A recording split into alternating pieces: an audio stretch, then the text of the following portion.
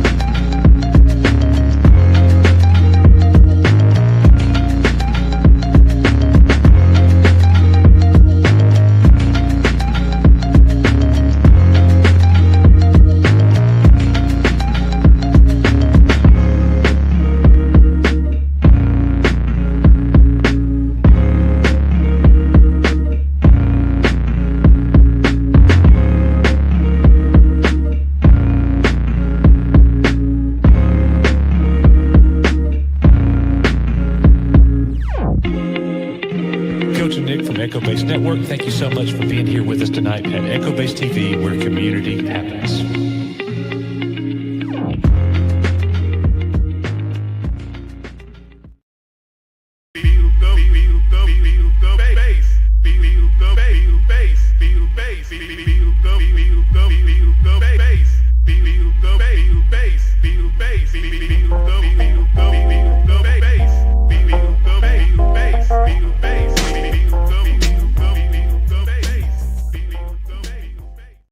Well, hello there, everybody. It is me, Magic Coach.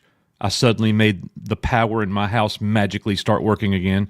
So glad to be here with you. We'll be joined by Risman and Nick here momentarily. We're going to be going through all of the big news of the week. You see the title of the show today. Tonight on EBN, from Dune to Star Wars, all the big news. And we're talking about much more than just the two of those. There is some very interesting Star Wars news. Has nothing to do with any of the shows that are coming out. There's something that I'm very interested in. I have a little hope for something. Some of you are going to be like, what? Of course you do. You're Coach. You're the simp. Yeah, well, you might have some hope too after you find out what I'm talking about. As always, guys, we are honored by your presence. Welcome to our Thursday night live stream, where we call EBN Live. We are dedicated to discussing the highs and lows of our favorite franchises in entertainment together with you. As always, guys, there are 4 ways that you could support us here on the channel, all involving Snow White. You can become a channel member. You can join us on Patreon. You can send in a super chat. We appreciate that. And you can just be here. Give us a thumbs up. Like the what do you call it? Live stream. Share it out. All that stuff. And you are awesome. And we appreciate that very, very much. Let's see who we have here with us tonight. We have Jedi Master Lawrence, Rogue Sarge in the house, Legion of Maul. Nick is here. Angelina Serini, what is going on? Love all you guys being here every week. Darth Wizzy Wizard in the house. Venger in the house. Good morning, Shills. Yes, yes. Let's see. We also have Marino's Goat. Good to see you. My goodness. Rogue Sarge starting us off with a big $20 super chat. Brother, we really appreciate you. You just don't even know. Thank you for your support, Bobby. Everybody go and subscribe to the Rogue Sarge. He's doing his thing, shooting his guns, being a man. Let's go. So thank you very much, Rogue Sarge, for that big, huge $20. And he's saying hello to all of you guys. So give Bobby a big hello. What's going on? Venger. So those going to Disney Star Wars Celebration. Who's going to attend Kyle Katarn's Shiltastic panel in one of the rooms? I didn't know he was having a panel. Hey, who's the shill, Venger? You're the only person here that knew Kyle Katarn was having a panel. Ever think about that? I don't know. I cannot wait to see your comeback. Green Lantern 345. What is going on? Lombardi 1969 in the house. Ted's Nerd World. What is going on, Ted? Good to see you. Leslie Tarkin. Hail to all you lovely people. The wonderful Star Wars mom is in the house. Hello, everybody. Thoughts and prayers, Star Wars mom, as I know your area is having some bad weather right now. Andrew Wall, what is going on? I don't think I spoke to you yet, Andrew, but hey, if I did, you got me twice. Matt Rissman in the house. Good to see Matt here as well. As always, wouldn't be the same without him, who posted a rain cloud as well. GraphWeb. Oh, makes me be the biggest hypocrite on YouTube. Hashtag cancel Disney Plus. That one kind of hurts my soul, but I support it. And I appreciate you, GraphWeb. I appreciate you very much. We're still waiting for you to come join us on the channel one day. Yes, we are. Uh-oh. Oh, he got me. Celebration. He got me. Yep, I see what you did there. I deserve that. John Riley, what is going on? Larry Bird not happy at this. Bro, if you say that too much more, John, I will definitely go change. Because I got the bird. I got two birds. So, but I do love Magic Johnson. But Larry Bird is, yeah. I think I like watching Larry Bird reaction videos to his mixtape more than anything else in the world right now. Like, I am literally addicted to it. Watching people's ignorance. Like, oh my gosh, I had no idea he could pass. He's got to be top 3 of all time. We've been saying it for 40 years. What are you talking about? Anyways, D-Spirit, what is going on? World of Swap Shop, what is going on, brother? Good to see you as well. Frank Hammett, Frank's here. Hail all. Twisted Reality is here. 1999, D-Bud Nick, what is going on? Courtney Wallen. Hey, Nick from Court, Jake, and Dill. There is no Nick. There is only Zool. I'm kidding. He'll be here in a little bit. And that really catches us up, everybody. Thank you so much for all of you being here. We got 70 people strong right now. I'm sure we'll get more people rolling in here in just a little bit. Want to say very special thank you to Bobby for the big $20 super chat. We are your Echo Base Network. And let me get a good manly super chat for Bobby. Probably not what you were expecting.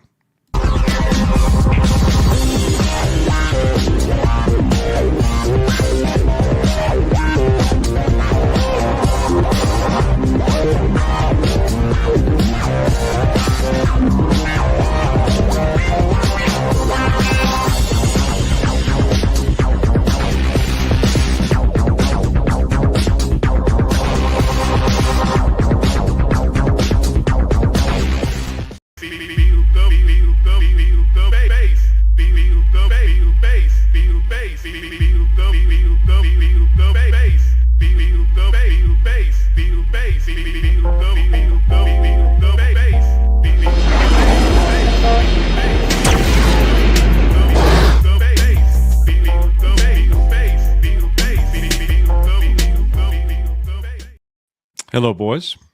Hello there. What's up, guys? Thursday night showdown here on Echo Base Network. Showdown. Wow, showdown.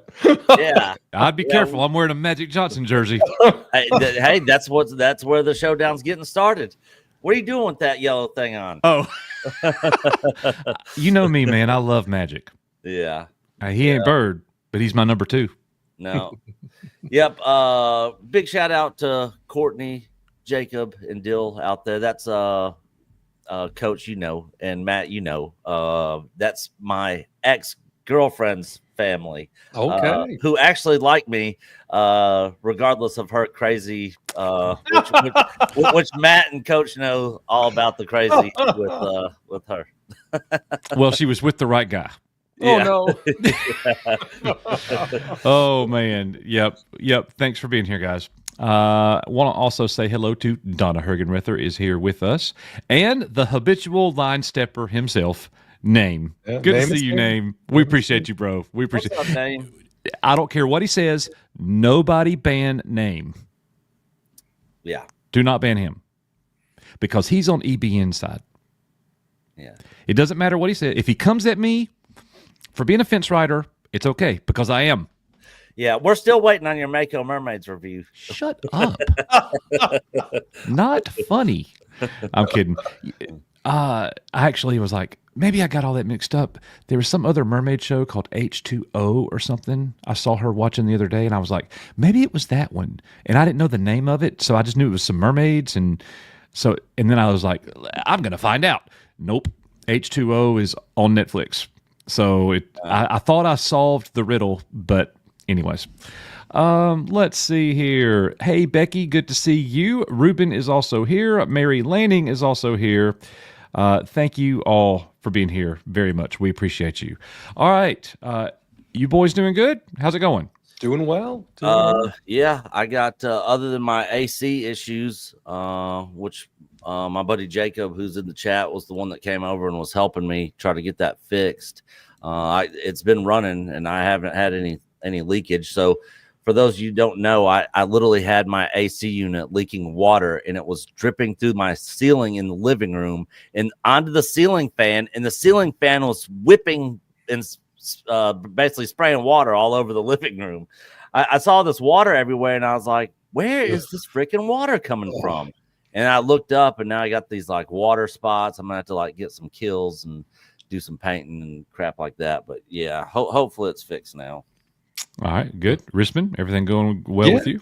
Yeah, I feel for Nick's problem. I've had air conditioning problems here in the past, and I had the shower stall with the black mold, and the water finds a way, and it is terrible for the drywall. So. And for you down there in Florida, you don't want to have AC problems down there. No, and when I did have it, it was so hot here. So yeah, awful. And it runs all the time here. I mean, it's got to work. So maybe this is part of the showdown here, but Andrew Wall, Coach, do you prefer Teletubbies or Mako Mermaids? Personally, for me, it's Teletubbies. I've never watched either, so I do not know. Yeah, I don't know anything about Teletubbies either. Yeah, no idea. But ladies and gentlemen, we are now joined by another one of our teammates here on the Thursday night show. Let's bring him in. Last time he was very dark and mysterious. This time he's very white. He is quite white. Let's bring him in, ladies and gentlemen. The man with the leg problems. Knee pain. How's it going? What's up, brother? How you doing, man? How's your week going? Long. How are you? I'm good. Except for this Magic Johnson. Man, it's an extra large, but it's an extra large from 1987, so you know how that goes. We were much. It's like a medium. We were much smaller people then. Yeah, we were like, this ain't no extra large. Yeah, it's a In common '87, joke it was. Yeah, big joke among veterans is pulling out our old uniforms and trying to put them on. And it's like, well, that just doesn't work anymore. So, And what's funny is, I'm about 25 pounds lighter than I was about a year ago. that's good though. So there's no way I could have got it on then. I'd have been showing off my moobs. Anyways, all right, let's go ahead and get into our first topic of the night. Ladies and gentlemen, we've got up first, Robert Pattinson is being reported as a potential villain in the final stage of the Dune trilogy by Denis Villeneuve, the third and upcoming film, Dune Messiah.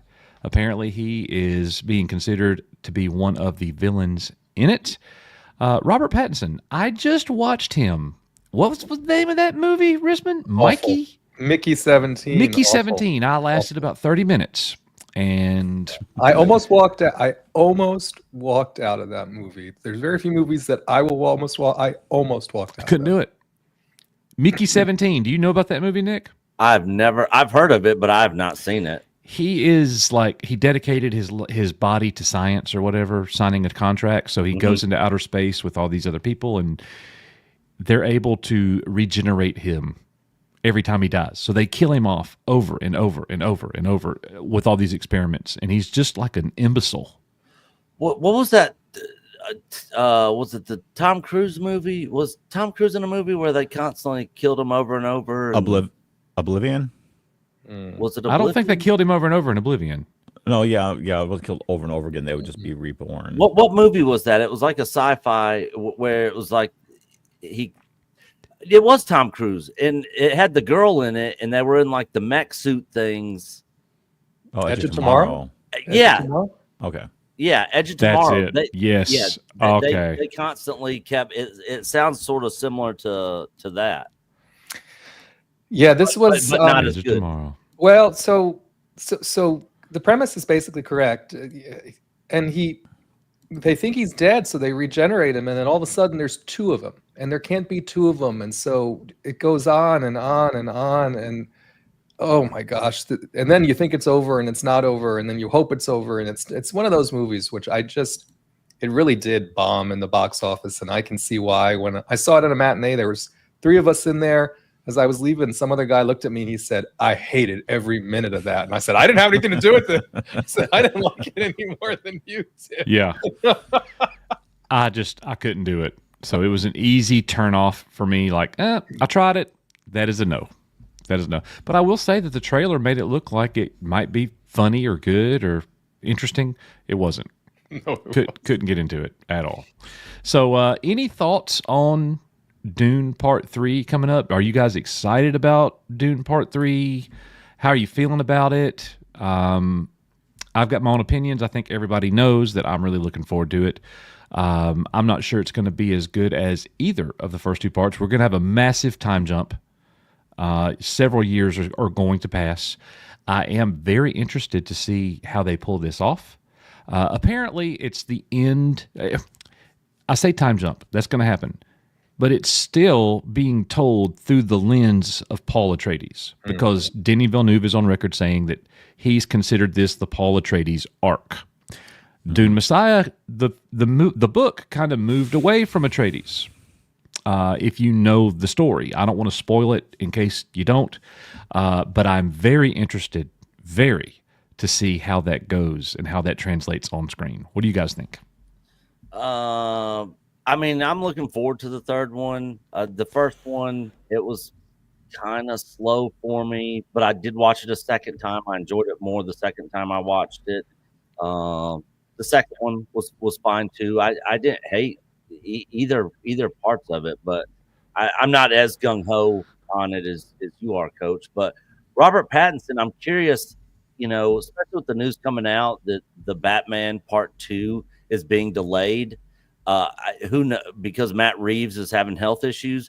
Who knows how long that delay is going to take place? And I don't know when filming is going to begin for Part 3. I don't know if they've announced it yet. So I'd be curious to see if there's any kind of scheduling conflicts there. He's definitely going to be busy for sure. But and I don't know what villain he would be playing. But I don't know that much about Dune lore.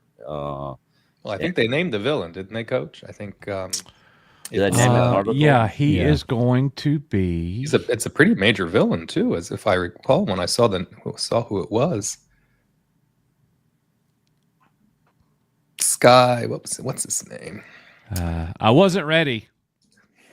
It's in the other. It's in the other article. I think. Yeah, it's not here. Hold, please. I honestly did not go that deep into it. Yeah, but I mean, while you're looking for that, I'm fine with Robert Pattinson. I mean, I'm not a big fan, but I don't think he's trash either. I liked him as Batman. I didn't really like him as Bruce Wayne.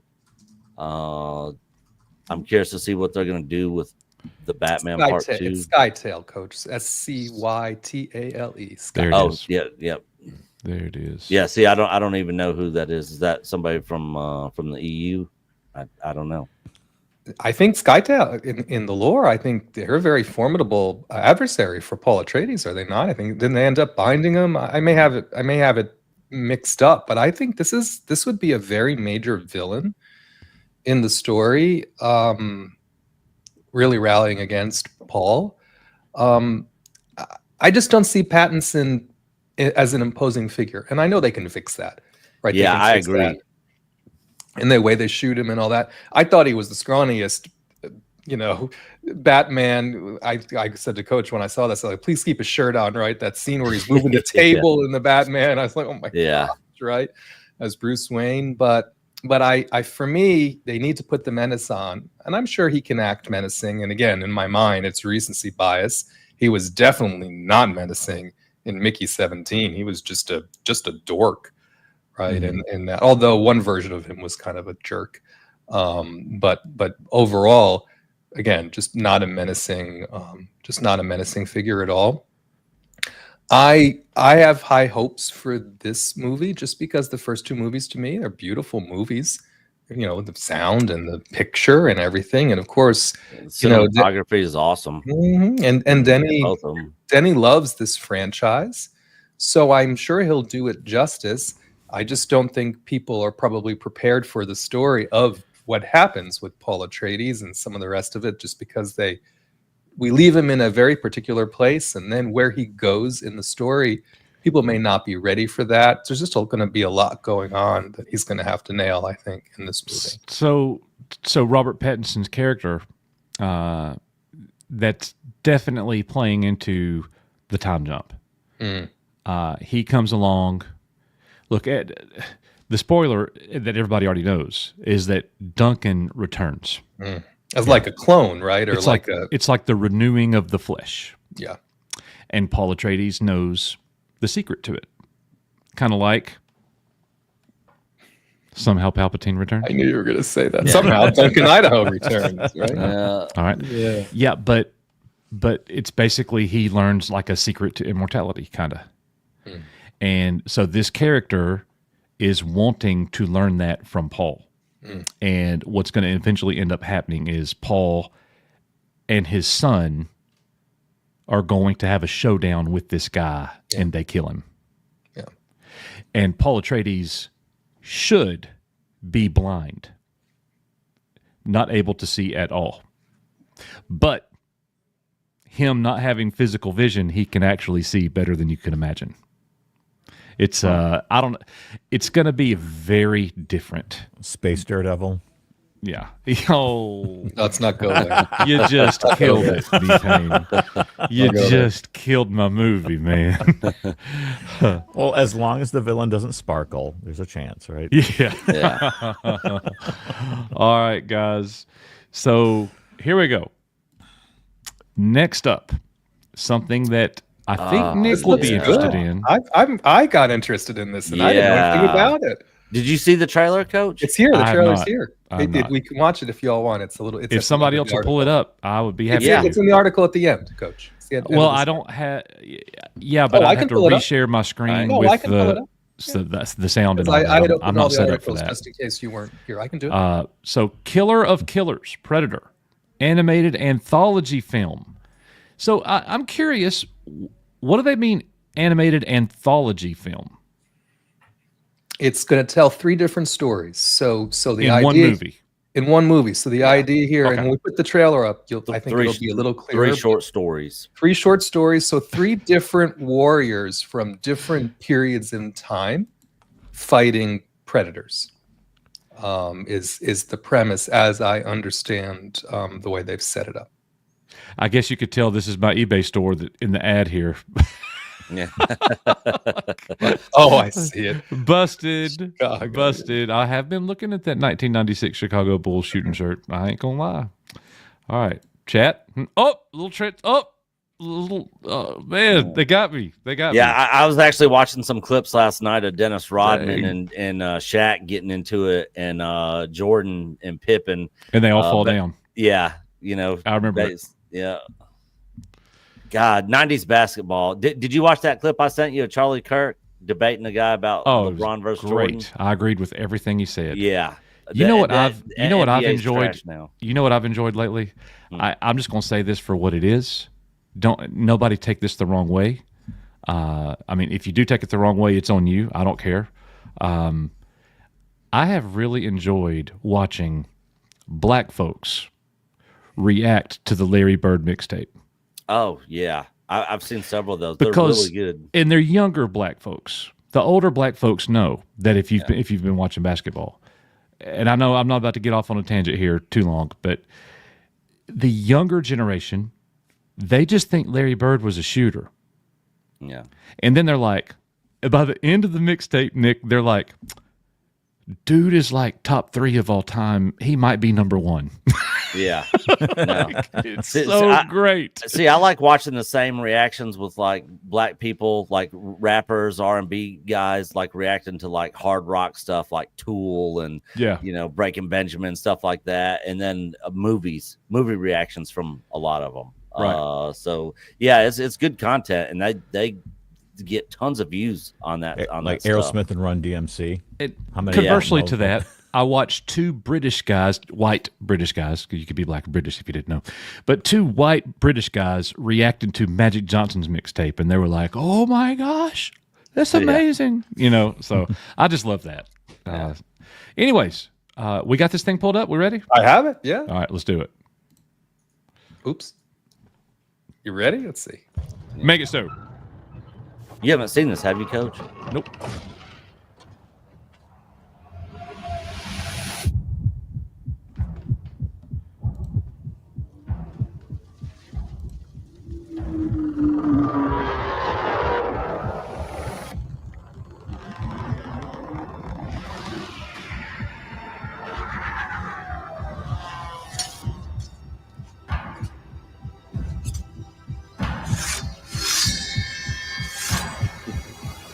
I wonder if Yusake is going to be in that. Yasuke. Yeah, Yasuke. It's very bloody. Gory. Yeah. I love it. Nice. You are old enough now. It's time I tell you about the monster.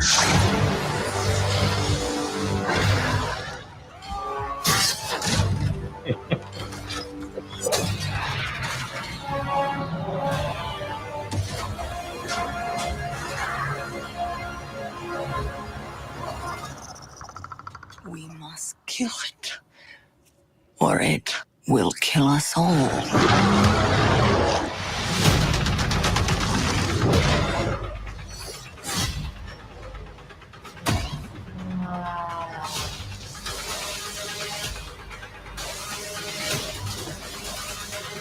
It's pretty cool. Watch this.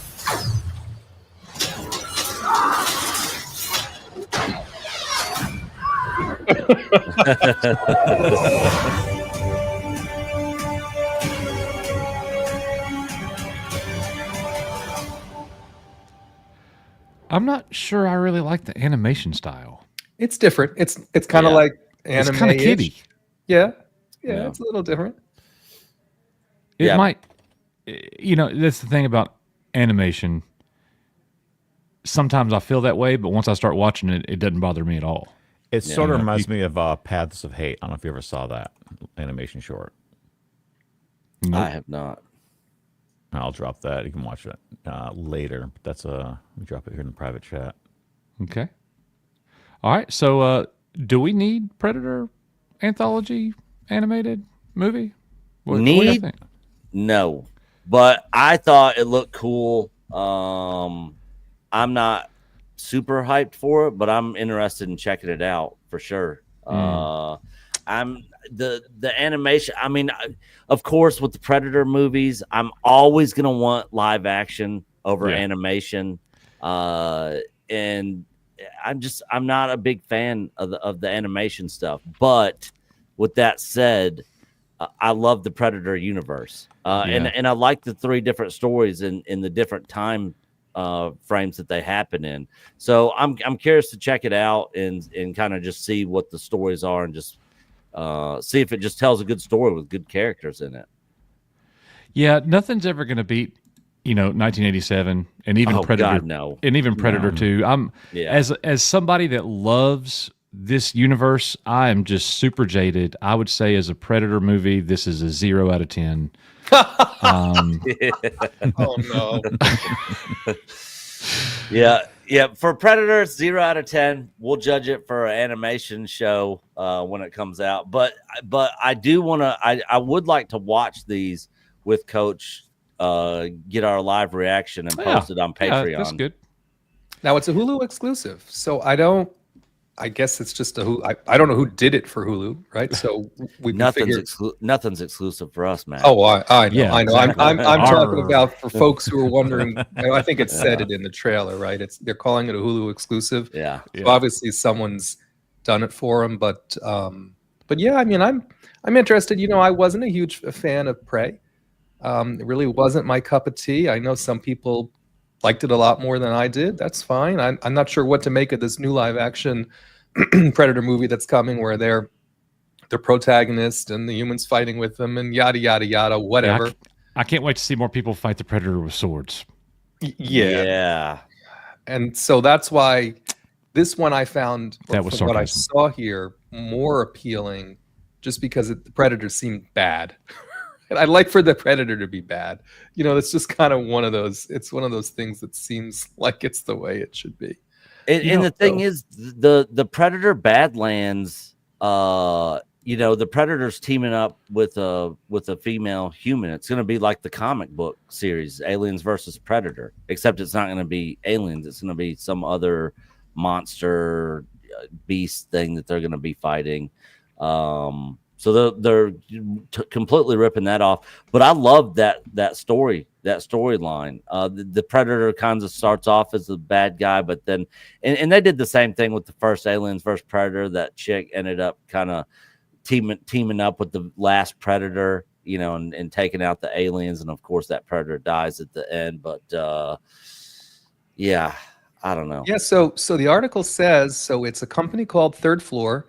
That's the animation company, and they're saying the person who's being interviewed here, I don't know if they're the writer or the director, but they said while they were on the location for Predator Badlands, they were writing this script at the same time, and while they were pre-visiting stuff for Badlands, they were doing stuff for this as well and sending it back. So, like it or not, at least the people who are involved in this, there seems to be some continuity there in the universe. Maybe it'll be a pleasant surprise. Yeah. Junkman, sorry, this is an adult-only stream, Junkman. No children allowed. Oh, my goodness. Good to see you, bro. What is up, Nathaniel Williams? Nice to see you. All right. Is Junkman coming to Icon this year? I believe so. Yeah, he is. Okay. He got his press pass. Okay, sweet. Yeah. So Gary Ambrosia, he's going to fly out from California. He's going to go. So we will be there. I don't think Coach is 100% decided if he's going to make it or not, but I will be there Friday night, and I'll leave Sunday morning. And I'm literally driving straight to Houston when I leave Nashville. You know, I was trying to come up with some kind of, EBN. It's not an official EBN meetup because E isn't going to be there. Yeah. just be in. But N will be. Just be in. Yeah, And because BN stands for bitch, and then you can Nicholas. Nick. yeah, bitch Nick. Yeah. We have many names for you, Nick. Yeah. Well, I'm sure we all have many names for each other, all of us. Like Knee Pain, the man with the bag leg, Moff Ristman, Darth Simpus. We got code names for everybody. But just in case you didn't know, my real name is Eddie. So there it is. Eddie, Bass, Nick. Yeah. Whatever that means. We didn't do that. We really did say Echo Base Network, EBN. Yeah. Man, we tried to come up with a name for a minute. Yeah. And I felt like I was close, and then I called Nick and I said, I think I got it. Yeah. I came up with Echo Base.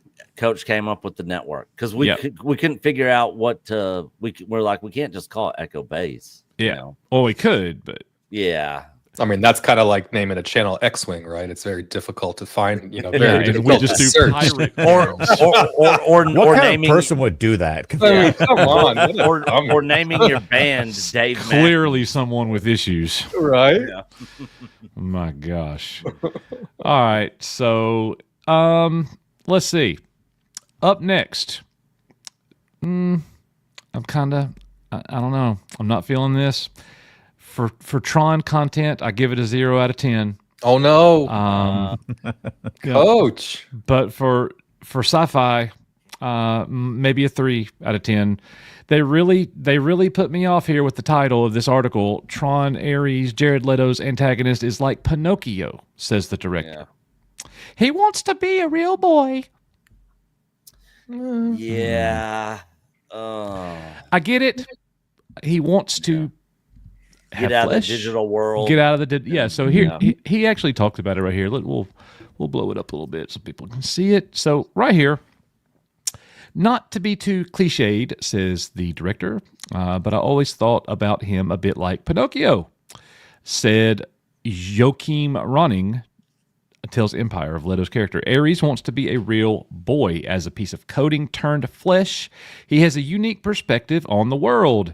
He talked a lot about him almost being an infant discovering the world for the first time and how he wanted the audience to see the world through his eyes, through his own eyes. The little things that we take for granted or don't see anymore, that was important. And then a bigger theme for the film is what it takes, what it means to be human, especially in this case because he's a computer program. Just give me a good science fiction tale. I'm not sure how I feel about this is a take on modern day AI. I don't know if I'm feeling that part of it. It is interesting, and that's one of the things that we talked about when I saw the trailer. I talked about it with Risman. What's it going to be like when programs come into the real world? Because we have like guns and stuff. We have we have physics. Like computer physics could be whatever you want it to be, And that's just so if you saw my video where I talked about this, I had friends that did previs animatics for Legacy, and the original story was Clue brought his army into our world, but it dragged the movie out way too long. They tried to cut it down, but then it was really brief, like enter the world, they got defeated, pushed back, so then they ended up changing to what it became. They didn't do a cliffhanger because there was no budget or plan for a third installment. And the first question I had to all of them, I was like, how's it going to work? Like, how are they going to have their powers? They're just like, I don't know.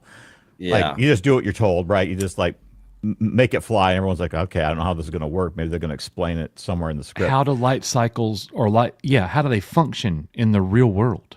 Yeah.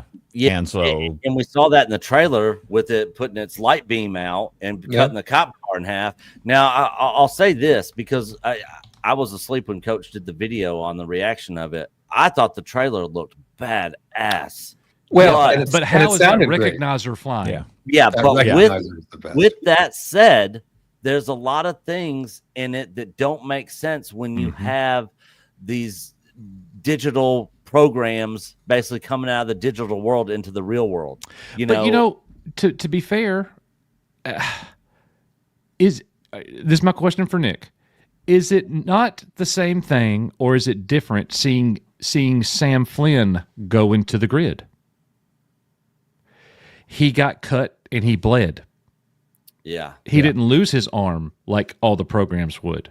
So we have seen it in reverse. Now it's flipped the other way around. I don't know.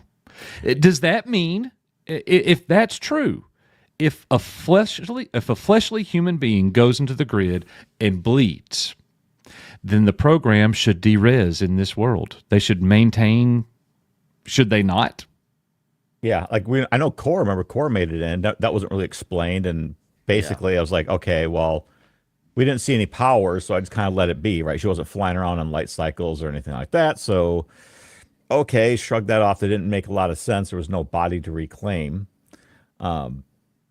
And in the trailer, we seem to see a program de-resing in our world. I mean, and we saw the light cycles also using their paths to block the missiles. I think they were coming at the regular. I mean, so we've seen they're sort of teasing and touching on this a little bit. But I'm sure, just like you were talking about, Coach, in the reverse, there's going to have to be some suspension of disbelief here for this to work, right? Otherwise, something about it just ain't going to work. So, So are we sure in the trailer though, Matt, that we saw someone de-resing or someone resing? We saw both.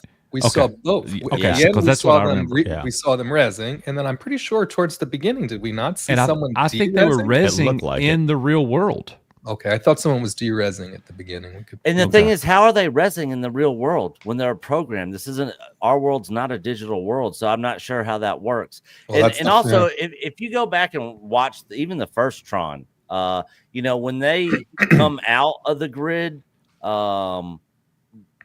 were in their digital costumes, at that point in time, and when they come out, they got their regular clothes back on that they had when they went in. So Yeah. like Sam, when he goes in, they take his clothes off before he gets put into That's true. playing the games. And then he's in the suit. And then when he comes out, he's got his regular clothes on again. They just skipped the part of them showing up naked in the real world. Yeah. So, it's one of those things where like you could dive into the making sense aspect of this all day long. But I think it's just one of those movies where it's just like, this is one of those movies where it's not going to make a whole lot of sense. It's just a fun popcorn movie. Yeah, Leia never Yeah. should have been his sister. No. No. Yeah. Some stuff, it's like, what are we doing? I don't know. But I will say this. I'm excited for the movie. Yeah. I'm looking forward to it. It's a day one watch for me just because I'm such a huge Tron Well, fan. are you going to come up here and watch it with me at the Monaco? I can. I Yeah. think we should do that. Yeah. Mattuine, where are you? Yeah. He's not here tonight. Yeah, and I agree with Twisted Reality. See, that's what I don't want to see. Yeah. It's only fun if you like dumb yourself down. Yeah. And I'm okay with those kind of movies sometimes. So I just watched a movie for the first time this last week, Kiss Kiss Bang Bang by Shane Black. Never seen it before. Man, that movie was awesome. Yeah. The dialogue, the character development, it was funny, romantic comedy, rom-com with action. Like, I was like, how did I not ever watch this in the past? And it's one of those movies where the movie makes sense, and it breaks a lot of fourth walls. It knows it's a movie. One of Robert Downey Jr.'s, my favorite line of his is at the end, he's like, and yes, I've seen Lord of the Rings, and I'm not going to end this thing 17 times, but, so, there are movies out there, a lot that, where you're not constantly nitpicking and things just aren't making sense. And then you have stuff like Tron, where, I can allow myself to kind of turn my brain off a little bit for stuff like this. I'm okay with it. So I've seen a lot of people say in comments, a Tron movie without Tron. I don't think we know that yet. Yeah, they're not spilling the beans. They're keeping a lot of stuff pretty tight knit on this third installment. I'm disappointed that they aren't continuing the story with Sam. Maybe he's in it. I don't think he is. There hasn't been any announcement. I don't think he's a part of it at all. But I wish they would have continued that story, and now it's just sort of like this is a completely new thing. It's a continuation, but it's all new. Yeah. Any last thoughts about the upcoming Tron film?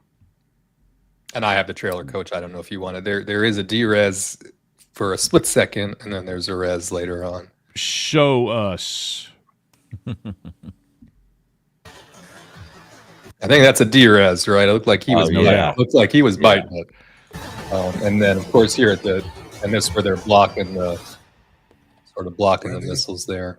And then, of course, here he is. Although that looks like It's in the grid. it looks like it's in the grid, right? Yeah. But maybe it's outside. I don't know. Yeah.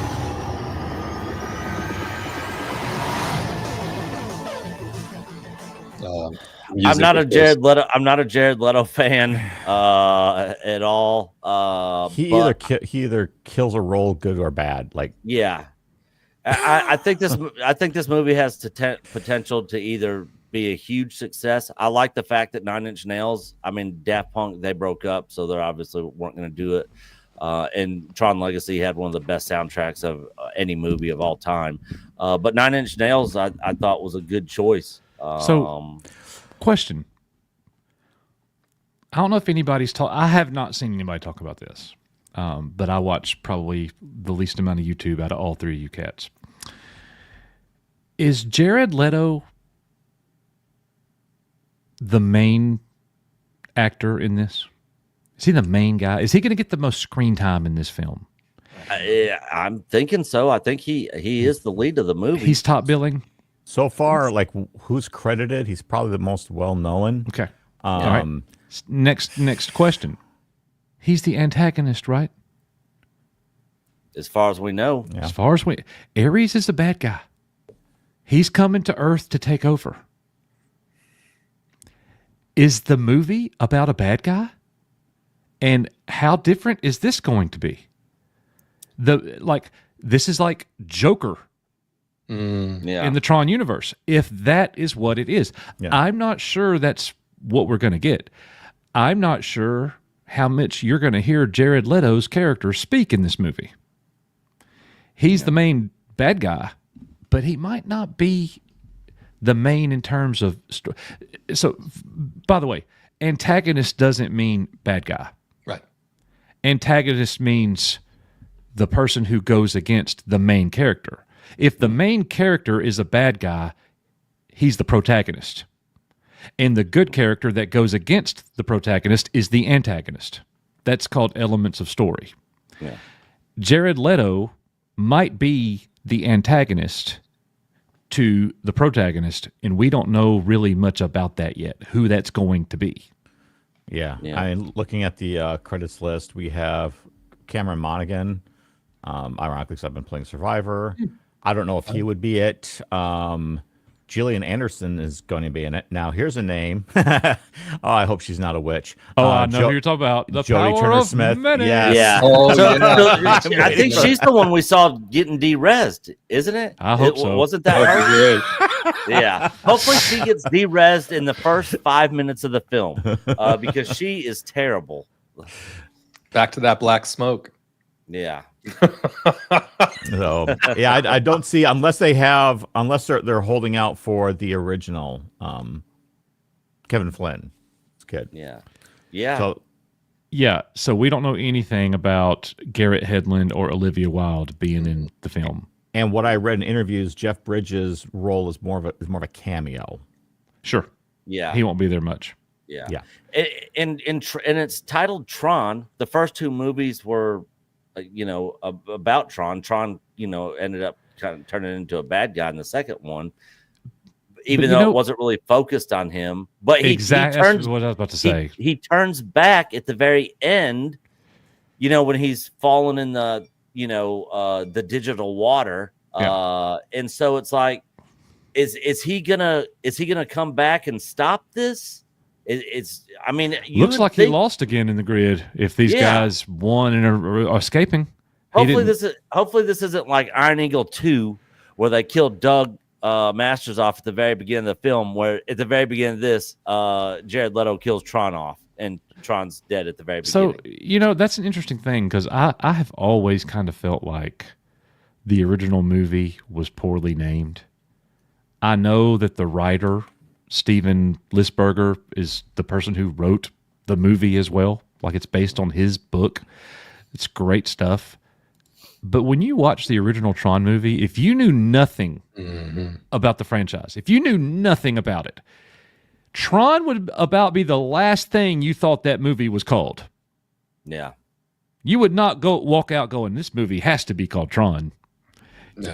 Because he's a main secondary character, but it's really not about him. And now you fast forward to Legacy, like Nick was saying, you got about 37 seconds of Tron in that movie. Yeah. and he said 3 words.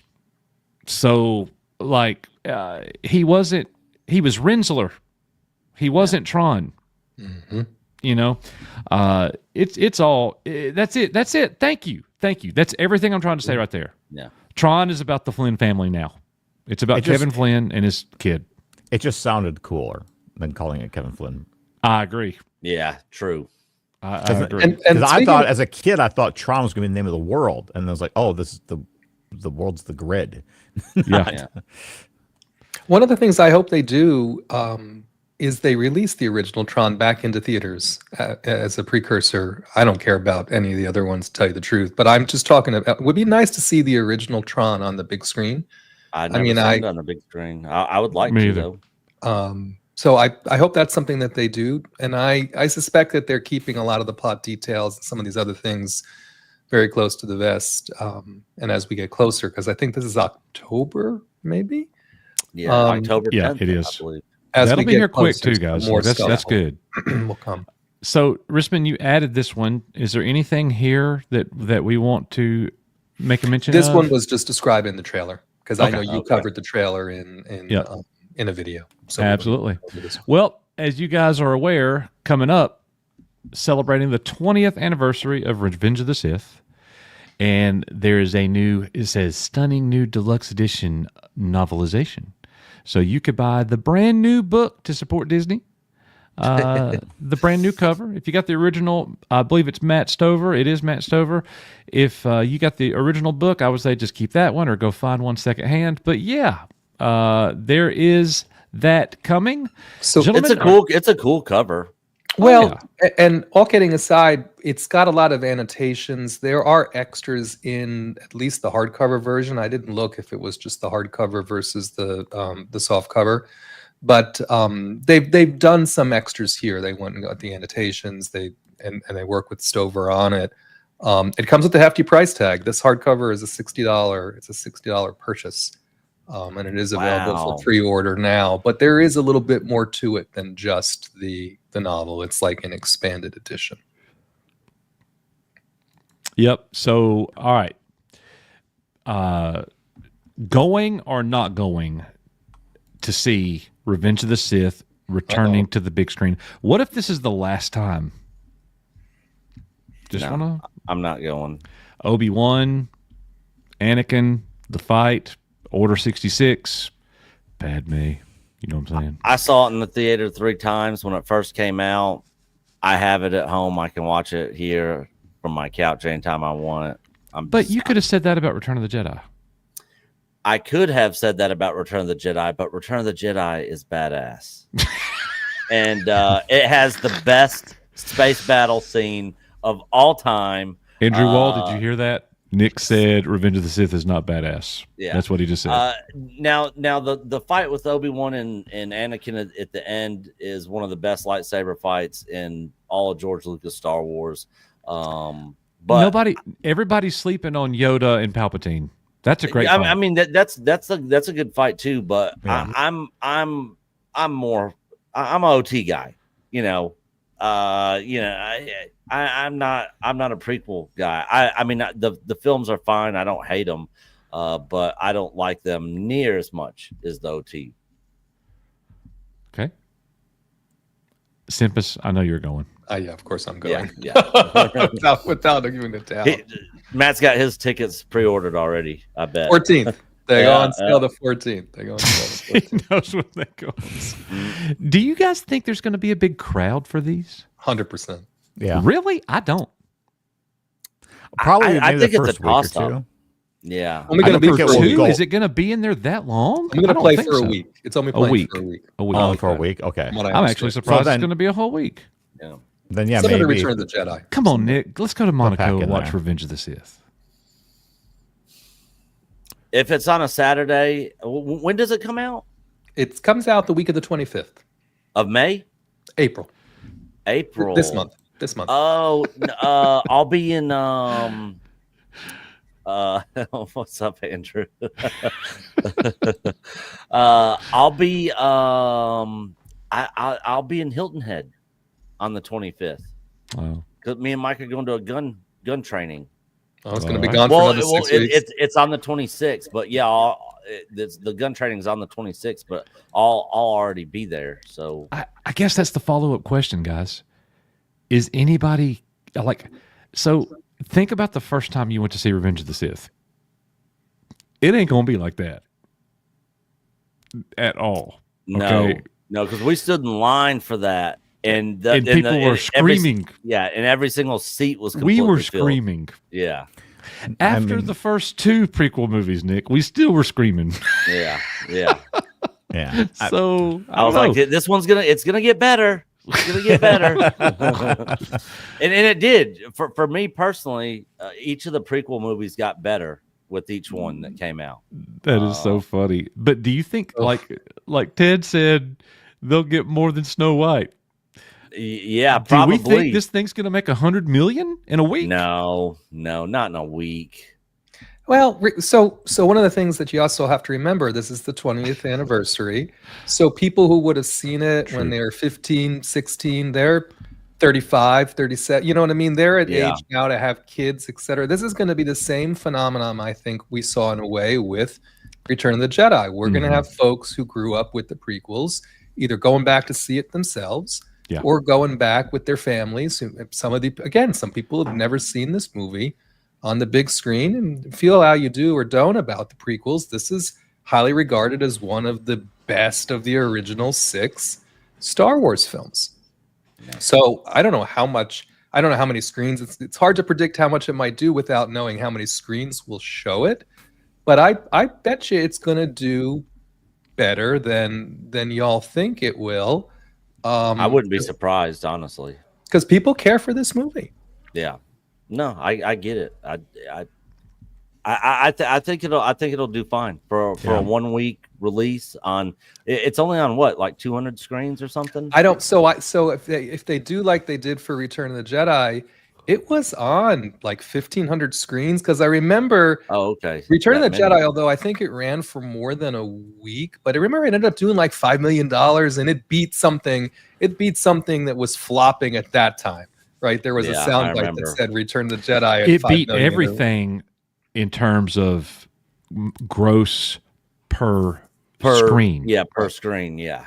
And of course, when it came out, there still wasn't. It was a different time then, right? As far as when it came out and what else it was competing against, yada yada yada. There are a lot of things coming out the same time as this that will have people in the theaters. So the question is, if people didn't even know it was playing and they're in the theater to watch Accountant 2, which comes out at the same time, or one of these other movies that are coming out, and they see a billboard there or a one sheet that says revenge, it's here, it's playing, maybe they'll come back and see it. If I walk into the movie theater on opening night for Revenge of the Sith, 20th anniversary, and if it's a packed house, that is going to be lit. I will be excited. But if I go, like when we went to watch Return of the Jedi, Nick, it was awesome. But bro, there was 20 of us in there. Yeah, no, you're right. Could you imagine if it had been Return of the Jedi and the movie theater was packed and everybody was excited to see it? That's part of the magic. When you go on an opening night and the place is packed out, and it's a great film. Like the last time I got to experience that was the last Spider-Man movie. Mm-hmm. Yeah. That was like people were screaming and going off, going crazy with the cameos and when Tobey Maguire's Spider-Man first shows up, everybody is losing it. Yeah. And even my kids were like, "Whoa!" It was awesome. I don't know. Junk Man, I think Minecraft would disagree with you, right? Those days are over for any movie. I mean, this Minecraft. I was at the theater last Saturday and I saw Working Man, and then I wanted to see the Press Your Luck movie, the Luckiest Man in America. That place was overrun with children and unhappy parents. They kept coming up to the bars like, "Let me guess, you're here at the kid to see Minecraft." I mean, that place was jam-packed, full of kids watching. I have zero desire to watch that. Yeah, and it's not a good movie, but they're there for the memes, and everyone buying walk-up tickets. That generation don't buy tickets online. They show up and they buy. They've had to put more ticket people out there because everyone kept walking up wanting to buy a damn ticket.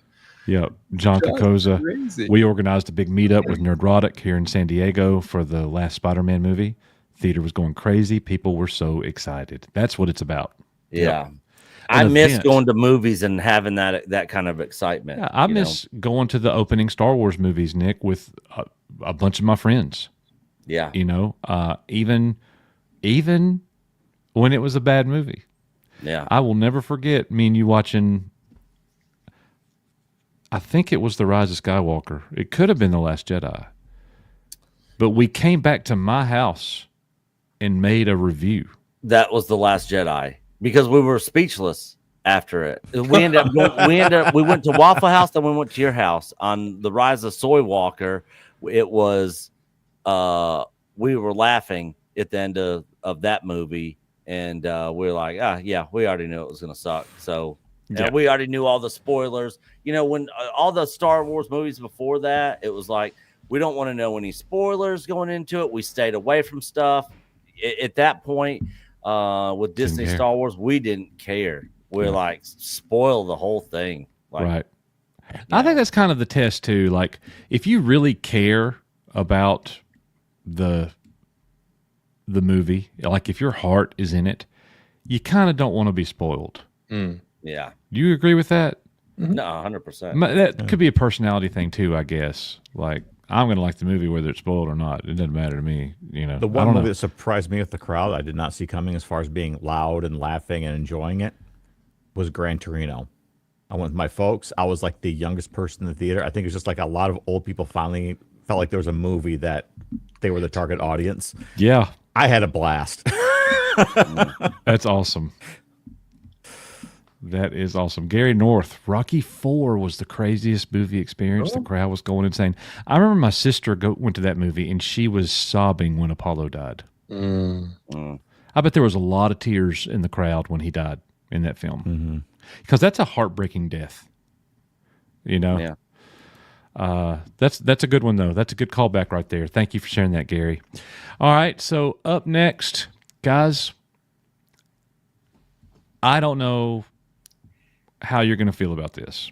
I mentioned this to Nick the other day, and he said, really?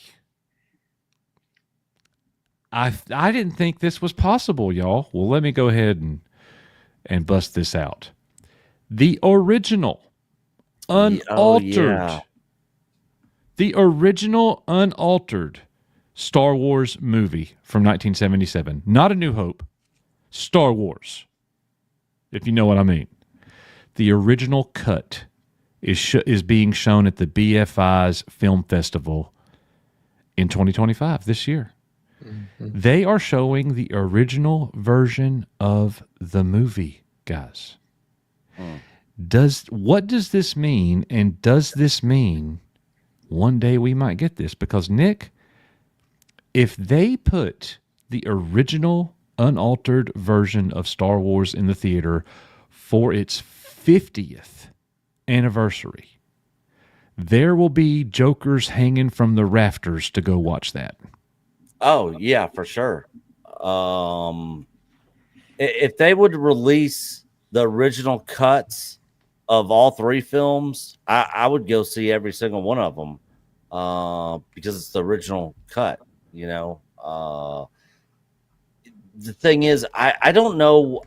Nobody knows that there's all the speculation surrounding what's in the contract that Disney signed with George Lucas on whether or not they can touch the original three films or if it's the special editions only, which to George, that is the original trilogy. There's nothing but the special edition. And a lot of fans were not happy with those changes. The only ones I watch are either the Addy-Wan special editions, which I think have some cool stuff added in them, or the original cuts. I don't even watch the special editions anymore. So I don't know. I don't know what the long-term outcome is going to be for these original cuts. I know they're showing it here. I don't know I guess just because it's a film festival, maybe they're getting away with it or something. I just don't know. I don't know. Well, and one thing to mention on this, which may not be in this article, but I looked into it a little bit further. This is an original copy of the film on reel that they have had in their archive since 1977. Right? This is an original. This is that kind of thing, and but it could be cleaned up and restored and ready to run. Oh, it's gonna be in perfect condition. It ain't like putting in a VHS from 1985. No. Maybe it looks good. It's gonna look. It's gonna look the way it should on the big screen. But this is not like they phoned up Lucasfilm and said, "Hey, can you send over a digital copy of Star Wars so that we can show it at this festival?" This is something they had. Not only that, they have the original scripts from the person who was apparently writing the scripts or kept the scripts from her collection. They're going to be on display here as well. So I'd have to bet you, because this is obviously, I can't keep this a secret. They went through all the right channels to get this approved for this single showing to honor the history of film.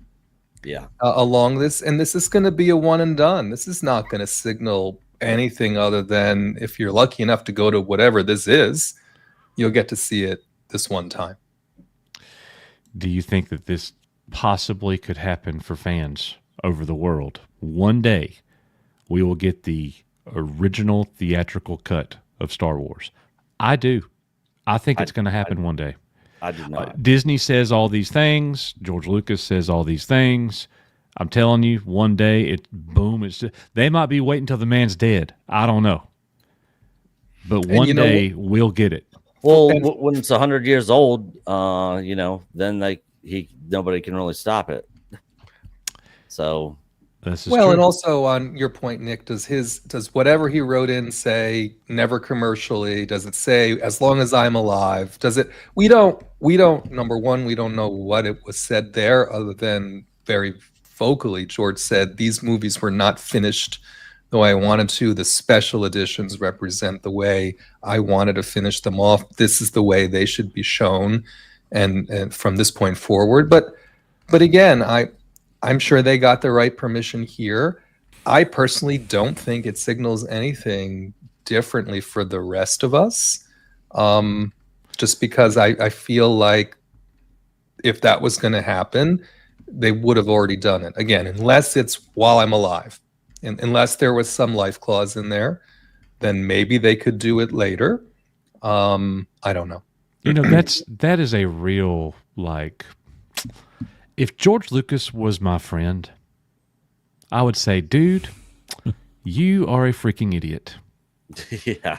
Why are you doing this? Do you know how many more people like the original release rather than, hey, George, the special editions are dumb. Yeah. Other than Empire. Empire is the only one I'll give a pass to. Because they added, on the whole, they're terrible. Yeah. But I agree with you. Empire, I could watch the Empire special edition and it not bother me. Yeah.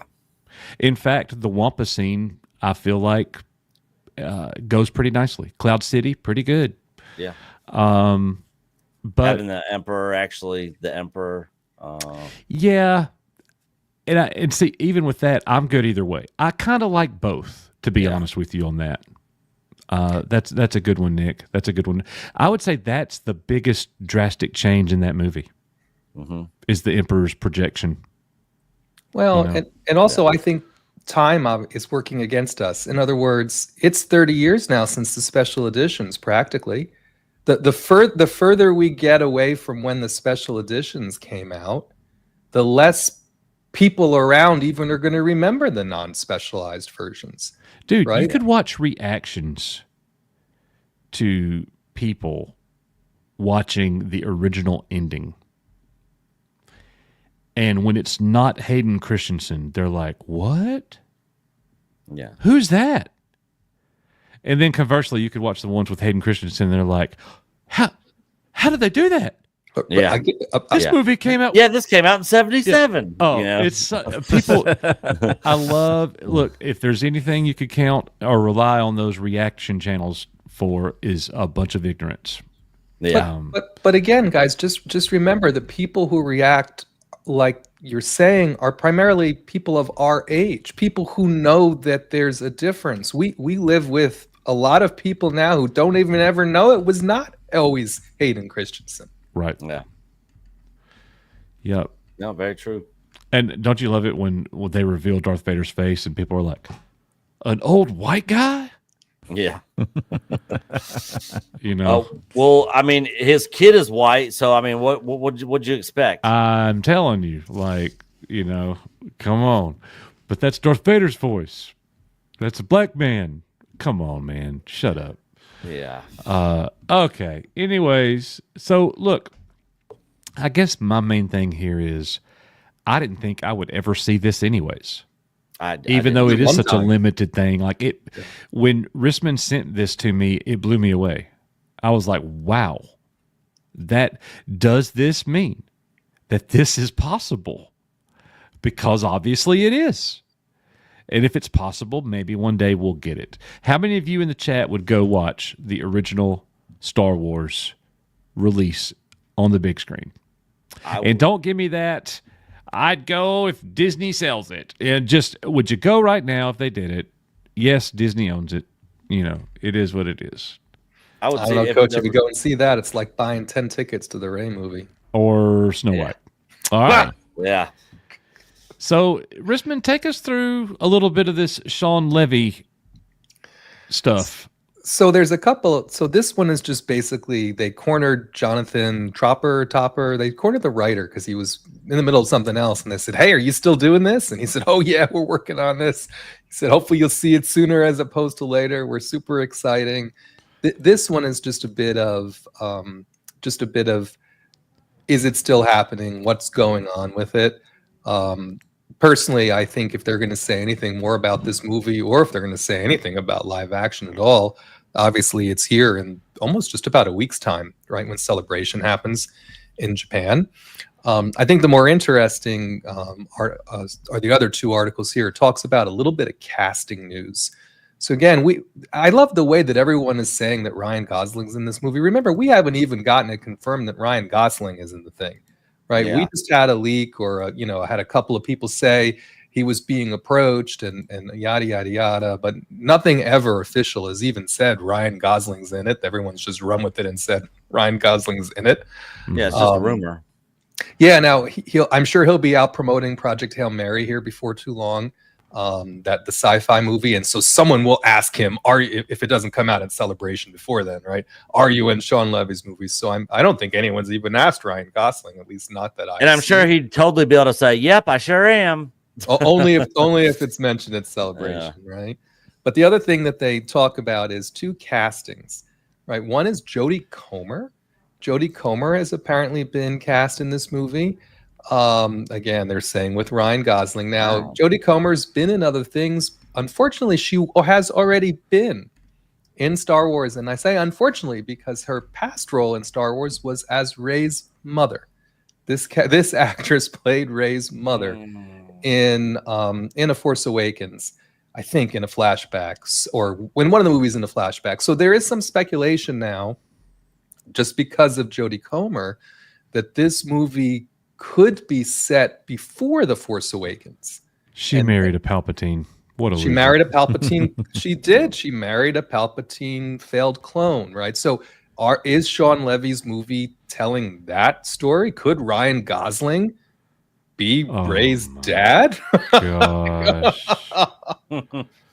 That would be so hilariously bad. Man, Disney, Lucasfilm comes up with the best ideas. They're going to just make money hand over fist if they do that. Everybody's going to go see it and going to be lined up at theater. It's going to be packed out. Ryan Gosling as Emperor Palpatine's failed clone son. Again, Rey's father. That would be... We would... Like, our subscriptions would go up because we would cover this. Oh, it would make such good content on trashing more dumb ideas and so divisions dumb. by Lucasfilm.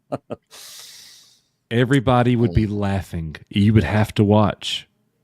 You know, and it's also possible that she's in the movie as some other role, right? And someone's reminded me in the chat that maybe it was a deleted scene, maybe it never even seen the light today. But she was Rey's mom. She was cast as Rey's mom and shot scenes that way. For anybody who knew, Rey's parents, apparently they left her at whatever the planet was where she was raised by the guy who was always taking everyone's money. Regardless, Jodie Comer is in it, apparently, if you believe it is confirmed as much as Ryan Gosling. And then the other one that I thought was more interesting is in a villain role. I don't know if it's the only villain or a major. It just says in a villain role. But Jesse Plemons. Jesse Plemons has been out and about. You knew him as... Yeah, Nick, look at Nick. You was going to love this. And I love how they put Bryan Cranston here. It has nothing to do with Bryan Cranston. It's the dude that got really fat.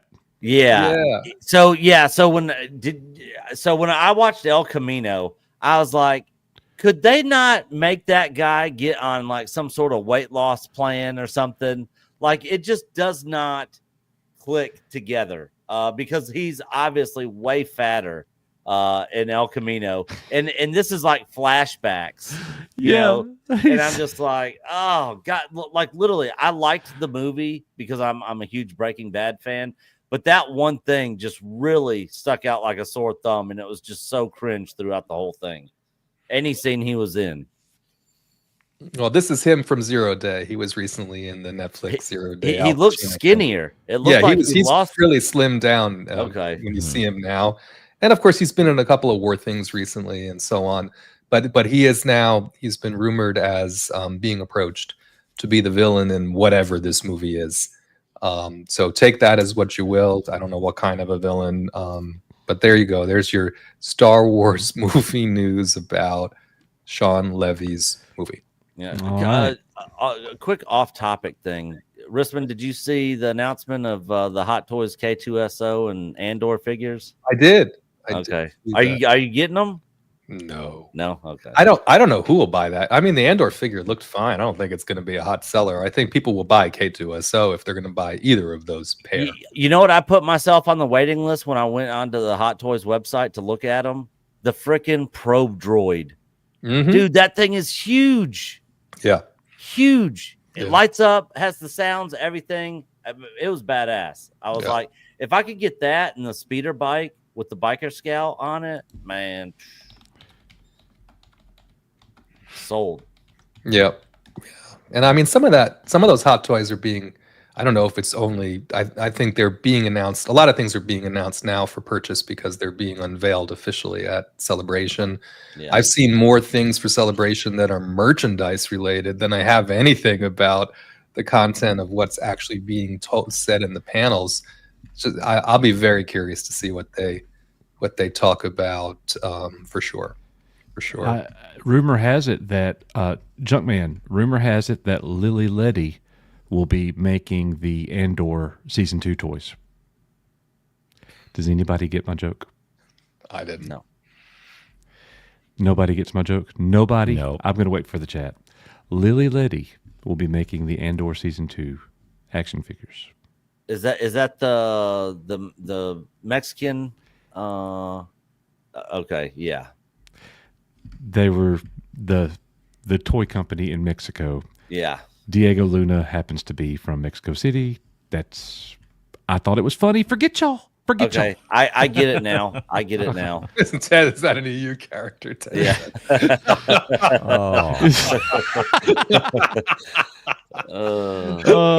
Junkman, I knew you'd get it. I knew you would get it. Yeah. The cool ones, the cool toys. Yep. Yeah.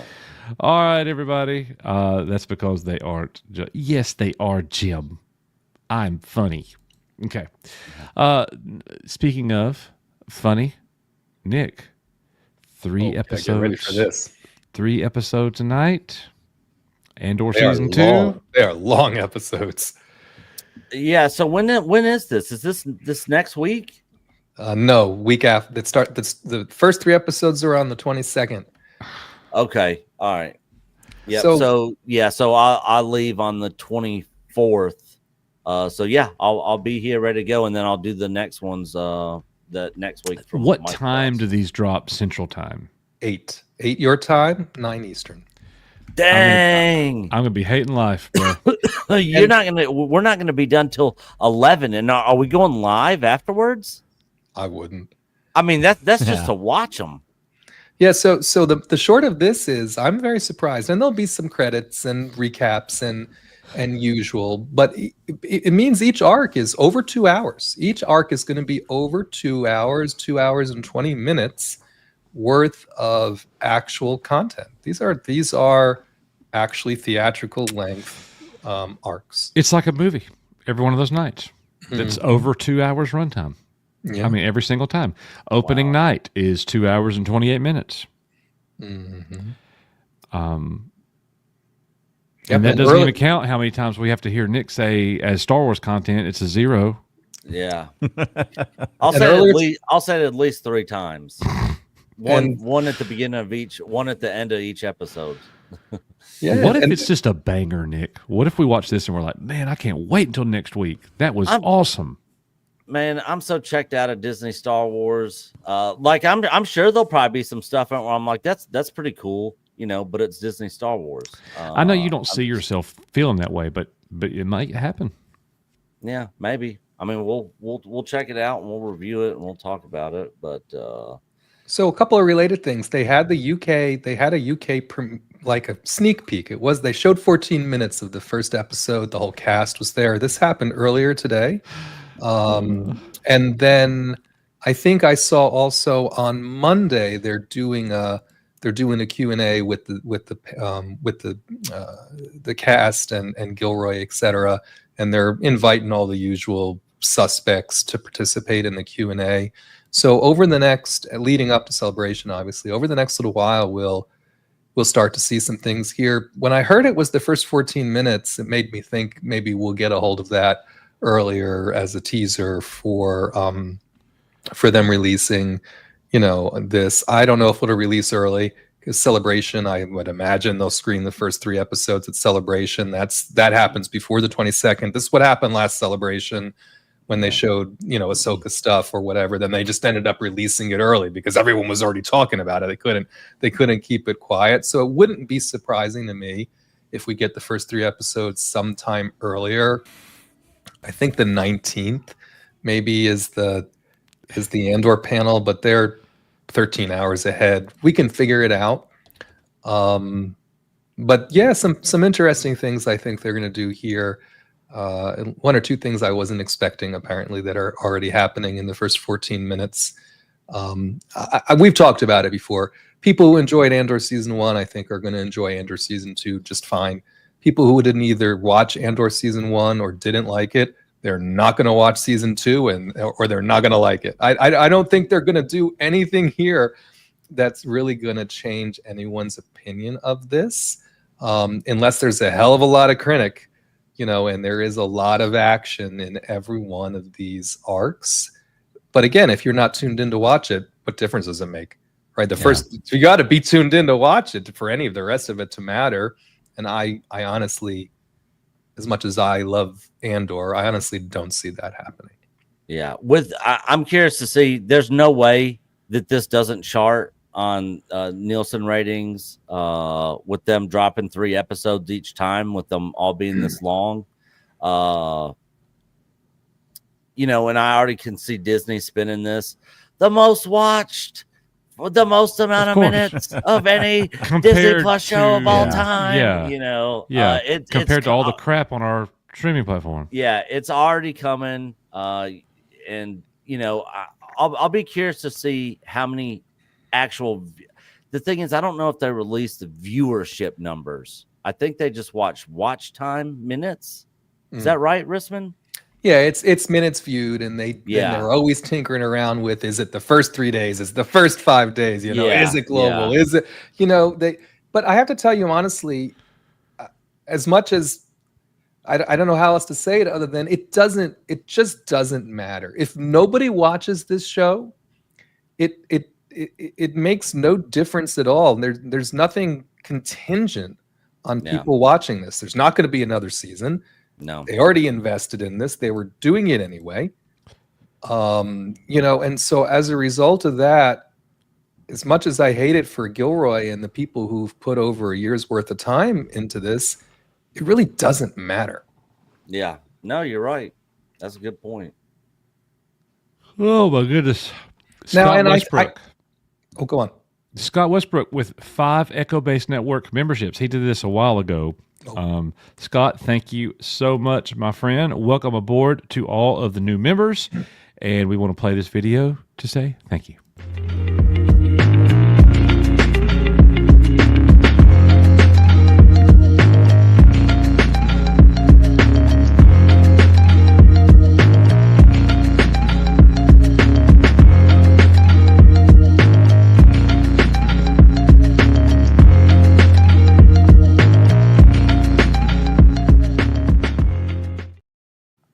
And all I was going to say is, if I was Disney, I'd be much more concerned about the fact that nobody's watching Daredevil than I am with anything that's going on with this series, one way or the other. So I've not watched any of the new season of Daredevil, but I heard this last episode was god awful.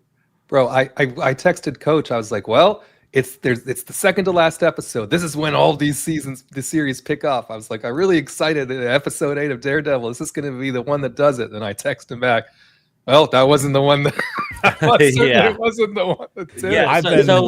I've been enjoying everyone's streams on it. Well, I've been working late and just watching streams. And I think a few people like DA, I chimed in. I was like, listening to your review actually makes me appreciate working late. Yeah. Yeah, I heard it is not getting good feedback from people on that show at all. Which makes me glad that I was waiting till it finished to just binge watch it, and now from what I'm hearing, it's not even worth binge watching. Yeah. Isn't the answer to Venger's question no? Tarkin will not be the person? So a couple of things. So you think they're beholden to the books?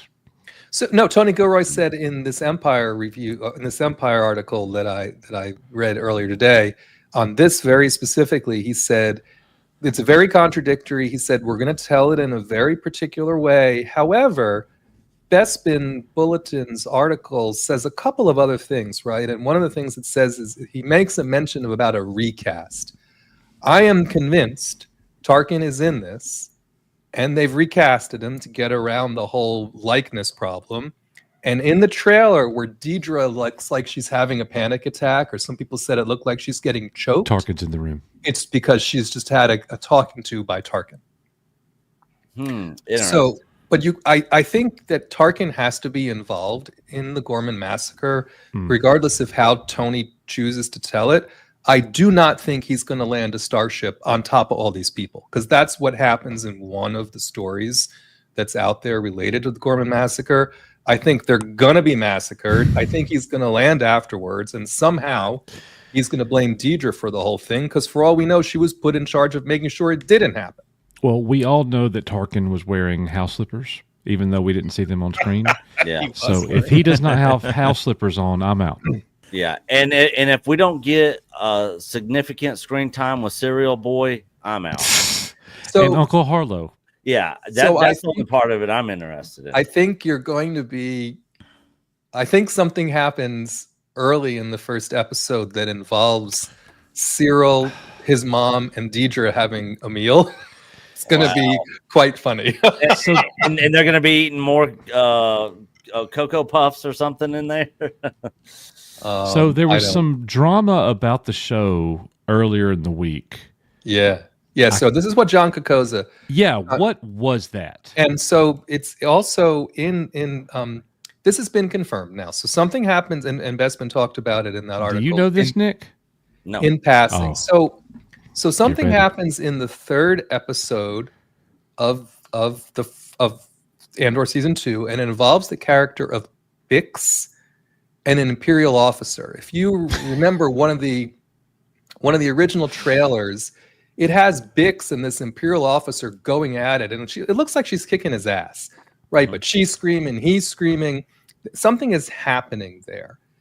And apparently what happens in the third episode, somehow either she's captured again or the planet that she and the other people are on becomes occupied by the Empire. And apparently this Imperial officer forces himself on her.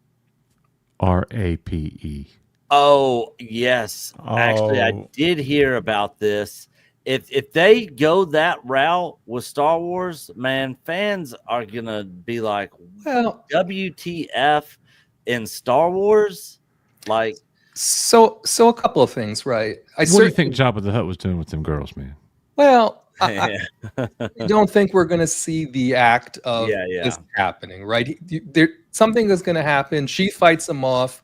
Later on, she accuses him, though. She says something happens in a chain of events, and she calls him out for it, apparently, right? And that's what I think that part of that trailer is all about.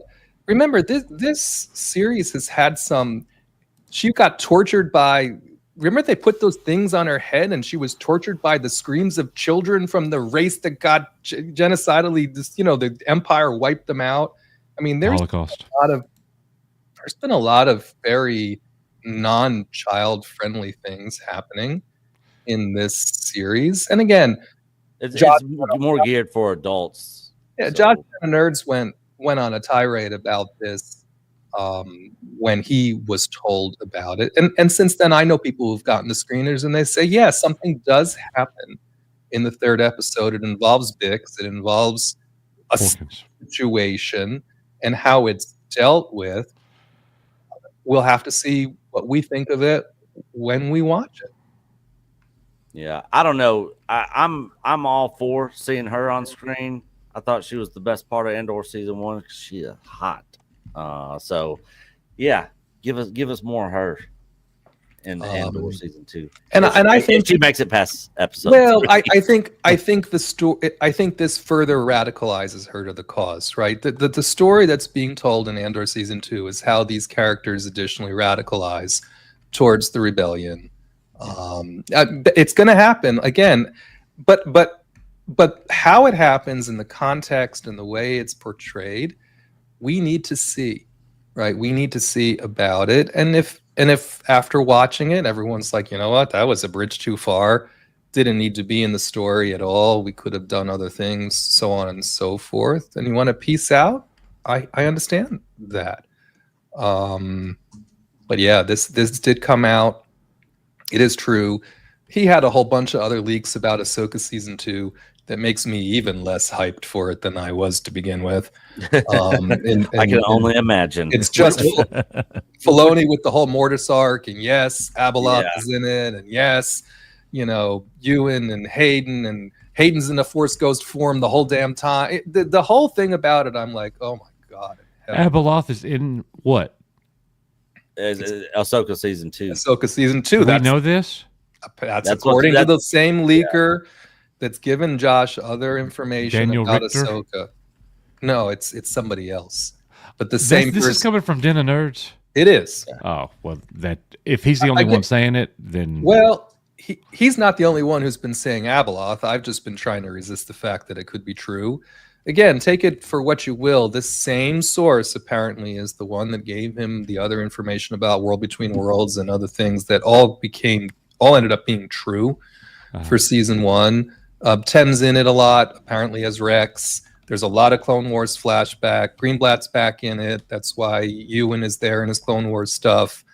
There's a lot. Apparently Liam Neeson makes a Force Ghost appearance. Right? Apparently Filoni's just taken all of his toys out of the toy box. Oh, Sam Witwer's going to play the son. They're going to do live action Mortis arc. It just goes on and on and on. I'm like, what is this show? What is this show? People are going to have no idea what they're watching. No. And I have no idea. That's why I'm asking. Does Abeloth have anything to do? Does she have anything to do with the Mortis arc? Yeah. Yeah, she was the mother. That's her. Mm-hmm. Well, then that totally makes sense then. And let me say it again. Nobody's going to have any clue what they're watching. Well, but you can't stop Filoni. He's full of Filoni. Nobody even would. Who would even challenge him at this point? Doug Chang's not going to come along and say you're nuts. They're like, hey, if this is what you want to do, go for it, right? I mean, and already in the chat here, some people are saying they'd love to see, a live action Mortis arc. There are people out there who have been clamoring for live action Clone Wars content. And if this is the way he's choosing to do that, it could be a hit with some folks. You know me, Clone Wars is not. I couldn't. Mortis arc, please. I never even saw it. I watched just the Mortis arc cut because John, who Coach has highlighted on screen right now, actually sent me a bunch of the arcs of the episodes. And John's right. That was George Lucas. Okay. Yes. I still didn't like it. Yeah. So, it was interesting the first time through. I didn't completely understand it. And yeah, I wasn't a big fan of it, honestly. But this is partially when he went against everything that he had ever said about what balance of the Force was. Yeah. He completely shifted the entire, and then he made balance of the Force what everybody else says balance means. Yeah. Not the absence of evil, but equity, and it's just stupid to me. This reinforces what I've always believed. It's like even the best creatives need someone over them to put down hard boundaries. Well, they at least need someone challenging, right? No, yes. This is Filoni. Favreau's not going to challenge Filoni over Ahsoka. What does he? If he's even still around, what does he care?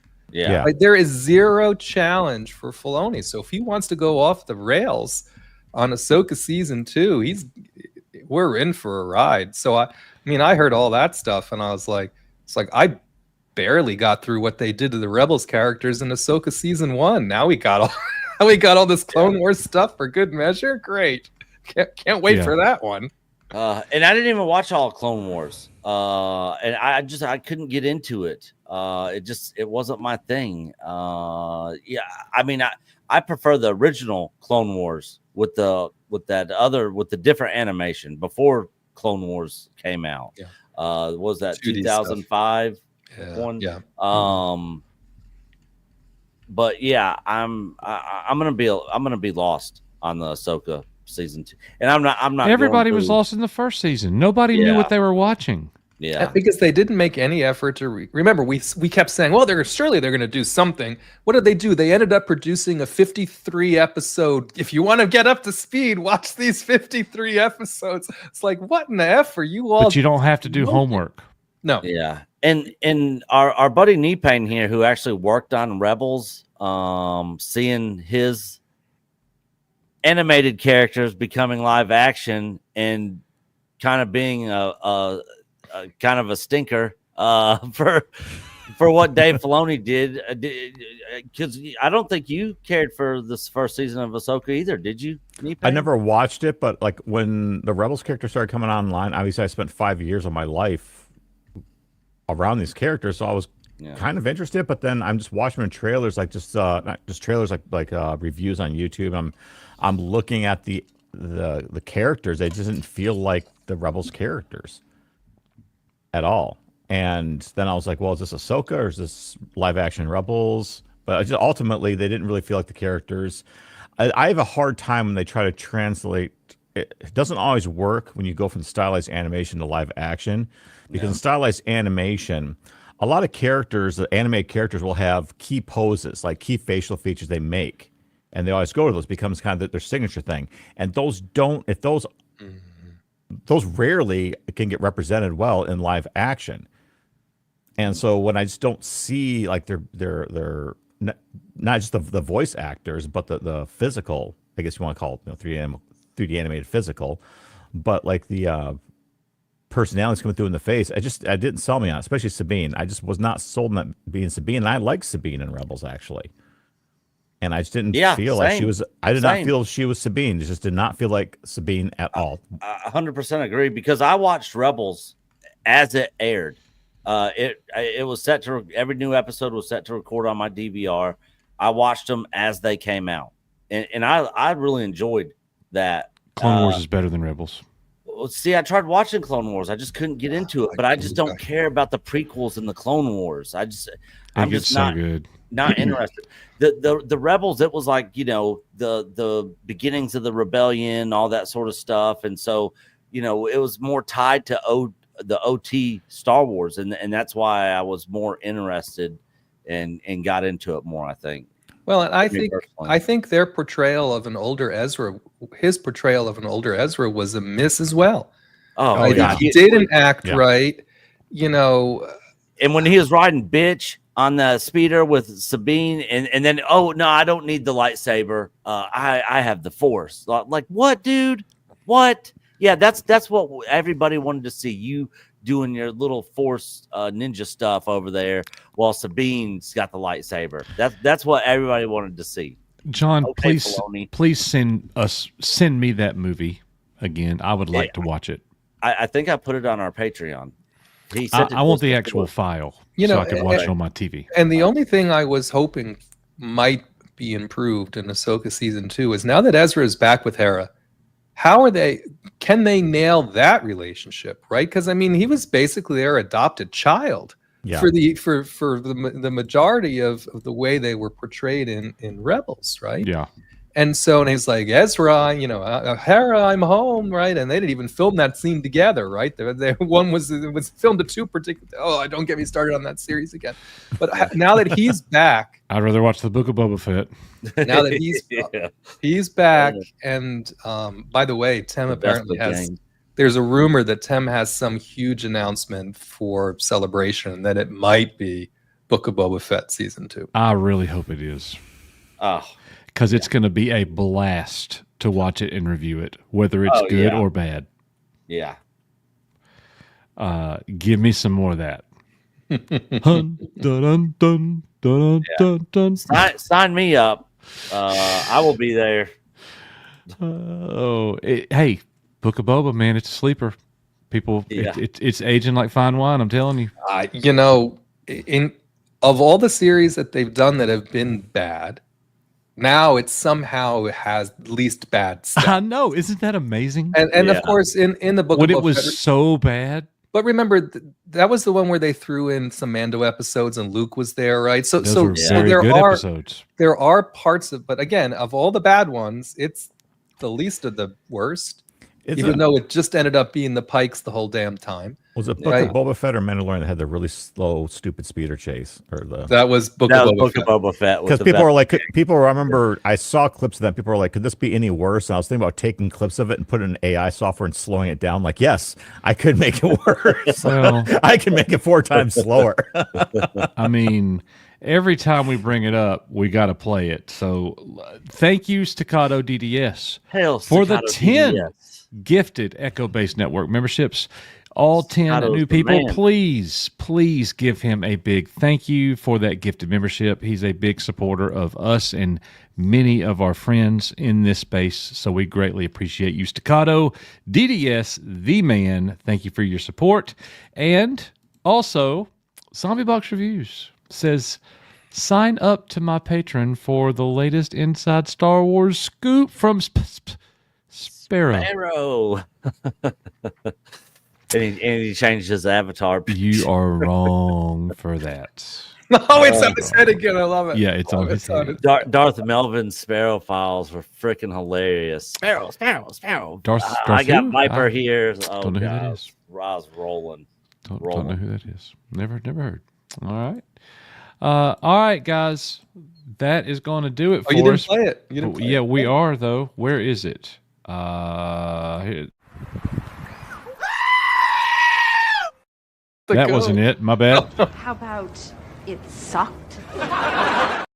Sorry. No.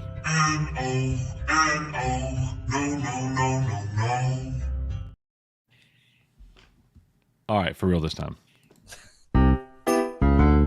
Oh, well, do you want to make a poop? That's so. I hate that. Oh my God. I hate that with it. Where is it? You can't find it. We for got real? so many movies in here, dude. Like, I don't know where anything's at. I can literally scroll right to it right now. And they give us Pee Wee Herman bikes.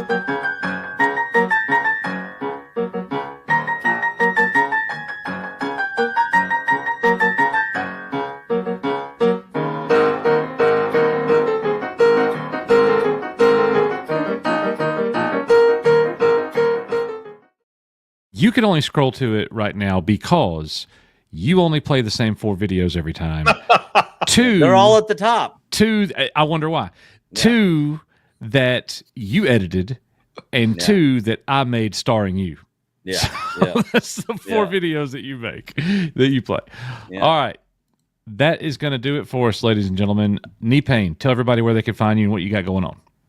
I'm over at Find me at Knee Pain on YouTube. I have nothing going on right now because I'm actually redoing my studio, my lighting, trying to change things. I'm getting headaches working all day. Yeah. So That's why. I'm reworking the lighting right now and the camera angles, everything. So I haven't really been streaming all week. I just did one video just talking about Tron, not really reacting, but what I knew from Tron, people that worked on it, and getting some interesting reactions from people saying, no, Clue was not supposed to look realistic because he was the first droid. Now, so I had to pull up the interviews with the VFX soup that said we were supposed to make a completely realistic young Jeff Bridges. Be like, no, they hit the uncanny valley, and they did a really good job. So for the time, I thought they did a really good job. If you consider that movie came out 15 years ago, so they started 17 years ago, right after Benjamin Button. Yeah, they did good at the time, but it's one of those things that it's either 100% or you don't get it. Yeah, when it comes to people. So that's the only thing I did. I don't know. When I get caught up, I'll try to stream again, and I think I might be on the road in a few weeks. So I don't know if I'll be participating from Andor remotely from the back of my van. Hope you do. Down by the river. Down by the river. Oh, no, it's down by the river. Yeah.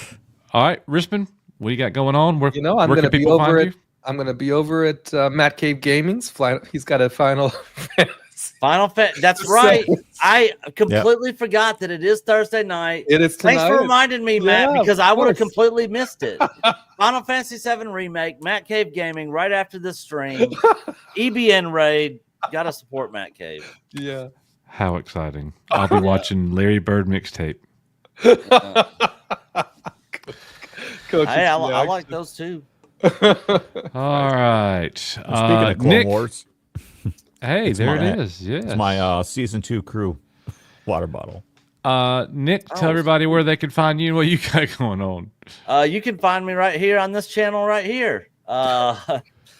Covering which me and Coach are gonna get some videos knocked out. We were gonna do it yesterday, but we just couldn't link up. But we got some articles already ready to roll on some content that we're going to work on. But EBN cast tomorrow afternoon, me, Culture Casino, John F. Trent, Stone Loki, 2:00 Central Time, where we'll do a weekly news roundup. We cover a lot of different things, even touch on a little bit of political stuff. It's a completely different show than our Thursday night live stream. So yeah, every Friday, tomorrow, 2:00 Central, and stay tuned for some Coach and Nick content coming out. Yeah. And everybody go subscribe to Matt Cave Game and watch him play Final Fantasy. Love Matt Cave, but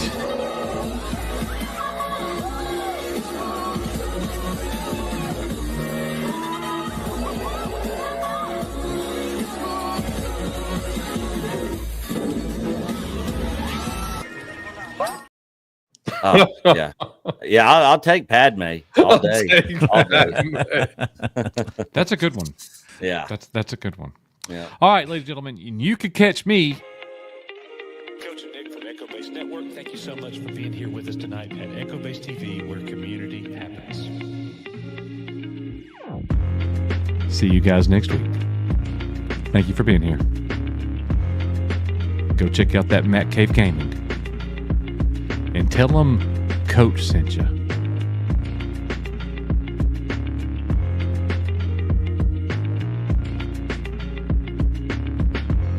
It was kind of funny. I show up in the chat over there and I'm giving Nick hell and he never acknowledges my existence in the chat. Yeah, I do. I say hey or put LOL or something. Oh, I've never seen you reply to anything. Yeah. I'm like, Nick's a loser. Yeah, I see all of them. Okay.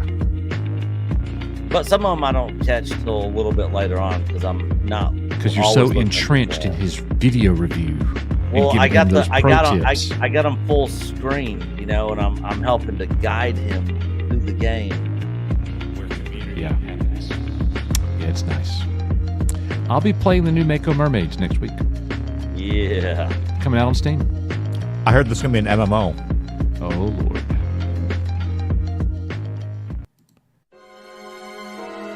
This video is not intended for children. Viewer discretion is advised. If you haven't already, please like, share, and subscribe. Thank you. Thank you.